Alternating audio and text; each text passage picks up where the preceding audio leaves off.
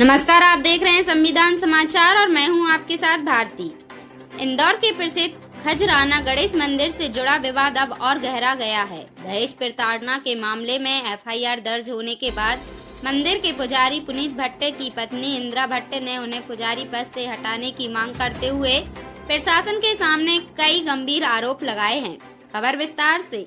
Indira Bhatt collector कार्यालय पहुंची और मंदिर अधिनियम के तहत ज्ञापन सौंपकर मांग की कि दहेज प्रताड़ना के मामले की जांच पूरी होने तक पुनीत भट्ट को पुजारी पद से हटाया जाए।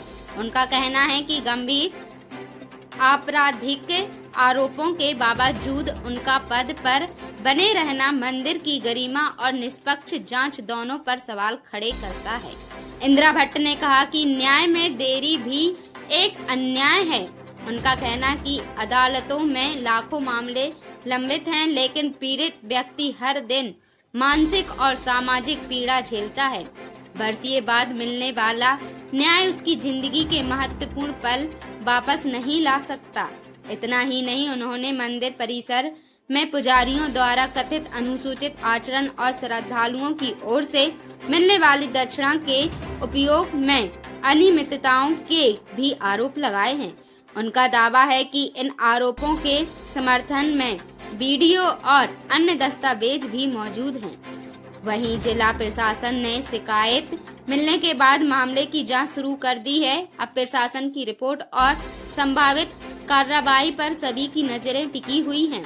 हालांकि यह भी स्पष्ट है कि सभी आरोप फिलहाल जांच के दायरे में हैं और अंतिम फैसला सक्षम प्राधिकारी द्वारा जांच पूरी होने के बाद ही लिया जाएगा। संविधान समाचार के लिए राजकुमार भारतीय की रिपोर्ट। मेरा नाम डॉक्टर इंदिरा भट्ट है और श्री पुनीत भट्ट जी जो खजराना गणेश मंदिर के मुख्य पुजारी, उनकी धर्मपत्नी हूँ मैं। पिछले 9 महीनों से बहुत परेशान हूँ और 2 महीने पहले मैंने जनसुनवाई कमिश्नर साहब के पास जाके एक आवेदन दिया था। उस आवेदन के बाद मेरे पति, जो कि मुझे 6 महीने से घर से निकाल के षड्यंत्र रच के घर से बाहर निकाल दिए थे, उनकी शिकायत मैंने की और ये सब चीज़ पुलिस ने सही पाया और उसके बाद उन्होंने उन पर एक एफआईआर दर्ज की है, जो कि 498 की एफआईआर है। उसके अलावा डोमेस्टिक वायलेंस का केस उन पर पेंडिंग है। इन सभी के बावजूद, जो कि 2 महीने हो चुके हैं, अप्रैल में उन पर एफआईआर हुई है। उनके परिवार में जो मेरे देवर हैं सुमित भैया, विनीत भैया और मेरे बेटे उदित पर भी ये एफआईआर दर्ज हो चुकी है।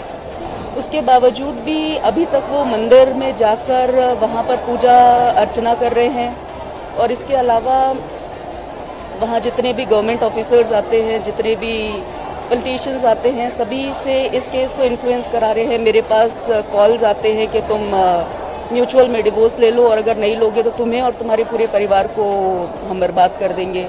मैं अगर गाड़ी चलाकर जाती हूँ तो मेरी गाड़ी ट्रक से या बस से पीछे से डैश करवाते हैं कि मैं घबरा जाऊँ। कुछ ग्रुप में लोगों को खड़ा करते हैं और मुझे डराने की कोशिश करते हैं। ये तरह तरह की चीज़ें चलती चली जा रही हैं। इसके अलावा भी पहले भी पूर्व में भी कई महिलाओं के साथ पूरा घर इकट्ठा एकत्रित होकर, संगठित होकर महिलाओं के साथ इन लोगों ने दुर्व्यवहार किया और उनके साथ बहुत ही बुरी हरकतें की हैं, जिनके बारे में डिटेल में मैंने कलेक्टर साहब को बताया है और साक्ष्य भी हैं मेरे पास, जिन्हें मैंने प्रेजेंट किया है। देखिए, इस तरह का एक आवेदन हमारे जो डिप्टी कलेक्टर हैं उनको प्राप्त हुआ है।